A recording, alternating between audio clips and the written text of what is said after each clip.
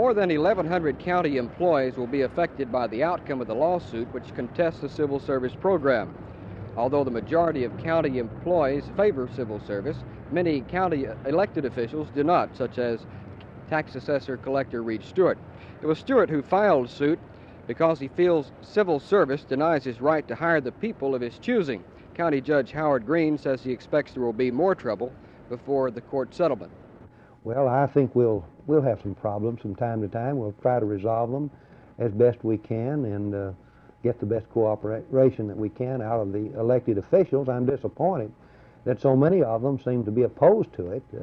Now, they were rather quiet when it was being voted by the Commissioner's Court last spring, and with the elections out of the way for a couple of years, I guess it's a time when many people can be bolder than they would have been. Some of the county commissioners say there is no need for civil service under the conditions created by the lawsuit. They feel the matter will not be resolved until it reaches the state Supreme Court. Jim Green, Channel 8 News on the Move in Fort Worth.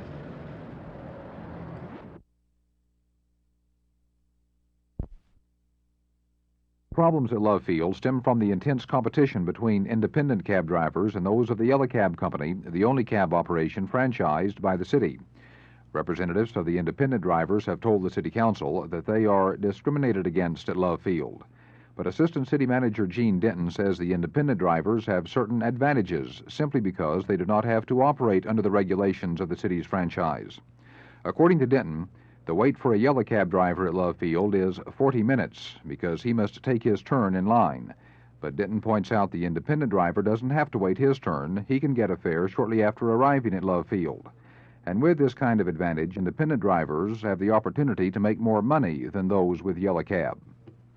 This opportunity to make more money is true because the independent cab drivers own their own cabs and are self-employed. The solution, as it seems to me, is the city approval of a new franchise which would put the Yellow Cab Company and the independent cab companies on an equal and equitable basis, both in terms of duties and responsibilities.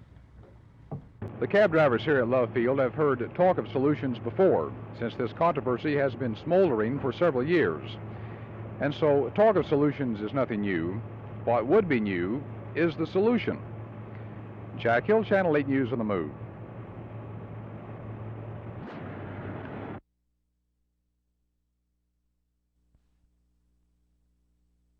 The Machinists Union here at General Dynamics is keeping a well-advertised countdown. In 6 days, the old contract expires, and in a mass meeting Sunday, the Machinists will either accept or reject the company's proposals for a new contract. If they reject the company package, 4,000 workers could go on strike for the first time in 30 years. One union official says that money, though, isn't the key issue. What machinists want most from management is job security. Most of them have a case of layoff jitters. General Dynamics has made it clear that there'll be a 20% layoff by February due to the slowing down of the F-111 production. That means some 2,000 workers will lose their jobs. With that kind of bleak outlook, the machinists are pushing management to honor seniority rules so that seniority would count above all else on deciding who stays and who goes. One union official feels that if the machinists get a fair deal on job security, a strike is remote. If not, well, predictions are out of the question. Martha McIntire, Channel 8 News on the Move at General Dynamics in Fort Worth.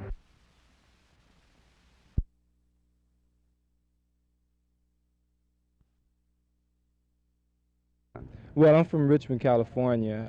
Cornell Green's hometown, right? Right. Cornell, and I went to Kennedy High School there in Contra Costa JC, and right from there I went to Stanford. What will you do now in the, I know you're looking forward to the season, but have you made any plans to move your family or to Dallas? Are you single?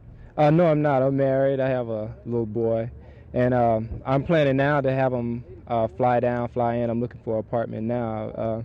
I just found out yesterday that it was safe to look for apartments, so I, started looking for an apartment for us, and I'm making plans to get them down here. Had to be great joy in the Barnes household when you made that phone call and said you made the club. You're right. When I called home, like my sister, she's married, she was there. My wife was there with my mother, and when I told them, I can hear the whole, it seemed like the roof was coming in, But they were all behind me, and I'm just glad I made it.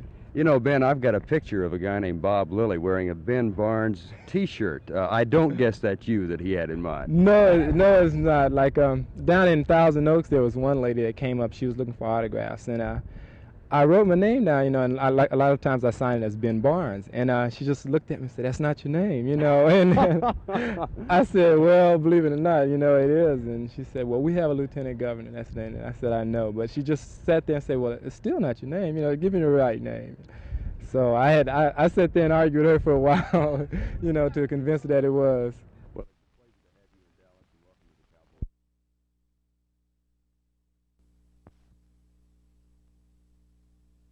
Verne, I am very enthusiastic about this football team, and I have reservations because we are lacking in proven experience at key positions, particularly the quarterback and offensive line positions, and even our defensive line to some extent. But we have so much potential. We have a lot of people that have the ability to break up football games. Our wide receiver positions, even our tight ends have real fine speed and good hands. Our running backs and Alvin Maxman, Wayne Morris in particular, are truly capable of a lot of excitement and producing long runs for touchdowns.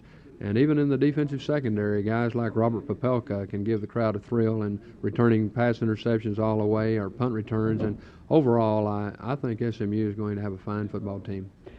Obviously, you don't want to overlook the contribution of a guy like Maxon, who was sophomore of the year and ran for 1,000 yards last year. But I think the Dallas-Fort Worth people are kind of excited about Wayne Morris, particularly since he's a freshman. Well, I think they have every right to be. Wayne Morris is as mature, has as much poise as any 25-year-old man I've ever known. And, of course, the youngster's only 18 years of age. He's an extremely dedicated young man, and the good Lord has blessed him with a world of ability, and he knows how to utilize it. And although a true freshman, Wayne will definitely play in our first ball game with Wake Forest Saturday, and I think he'll do an outstanding job. How do you go about coaching a guy like that? Well, Verne, I'm dumb about a lot of things, but I'm smart about this. It reminds me of the time I asked Matty Bell how he coached Doak Walker. And as you know, Doak was a 3-time All-American, Heisman Trophy winner. And Matty said, "Coach, all you got to do is pitch him the ball and say, 'Sick 'em.'"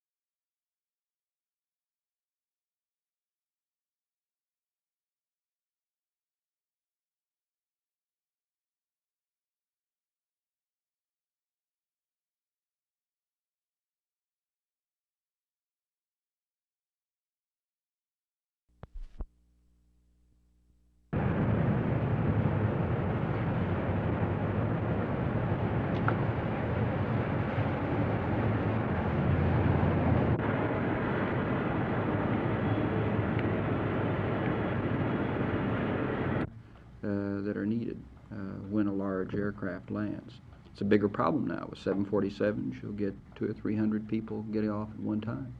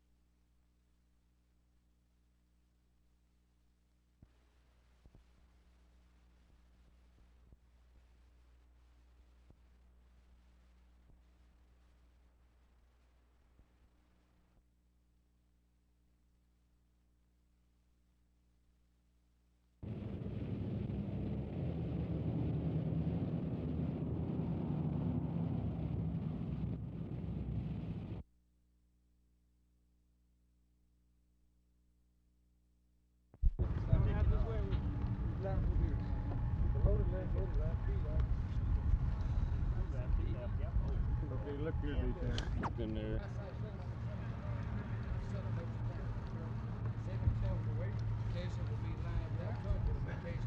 Very nice meeting you. Yeah.